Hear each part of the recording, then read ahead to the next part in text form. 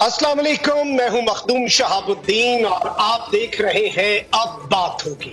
Programme में मेरे साथ मौजूद हैं सीनियर एंकर पर्सन बोल आमिर ज़ियाद साहब और हमें प्रोग्राम में ज्वाइन किया है सीनियर तज्जियाकार और सहाफ़ी सईद काजी साहब ने। नाज़रीन किराम, इस वक्त मुल्क में बहुत कुछ चल रहा है। एक जानिब तज़ब्ज़ुब है, इस वक्त सियासी अदम इस्तेहकाम मुल्क को कहां पर लेकर जाएगा किसी को नहीं पता।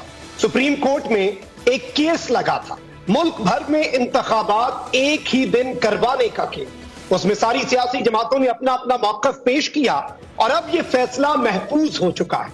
लेकिन ये महफूज फैसला भी बहुत से लोगों को परेशान किए हुए है, जबकि दूसरी जानिब हुकूमत सुप्रीम कोर्ट से मुज़ाकरात के लिए मजीद वक्त तो मांग रही है, लेकिन इसके साथ ही साथ supreme court practice and procedure act, इस मामले पर भी एक बड़ी पेशरफ सामने आई है और हुकूमत ने फुल कोर्ट बनाने की दरखास्त भी दायर कर दी है। जबकि दूसरी जानिब हुकूमत तो चीफ जस्टिस और चीफ जस्टिस के साथ साथ जो 3 रुकनी बेंच है उसके खिलाफ महाज संभाले हुए है। वहीं इमरान खान ने भी चीफ जस्टिस और पाकिस्तान की सुप्रीम जुडिशरी के हक में रैलियां निकालने का फैसला किया और पूरा पाकिस्तान सड़कों पर देखा जा रहा है। इसके साथ ही साथ प्रोग्राम में आगे चल के बिलावल भुट्टो जरदारी के दौरे भारत पर भी बात करेंगे।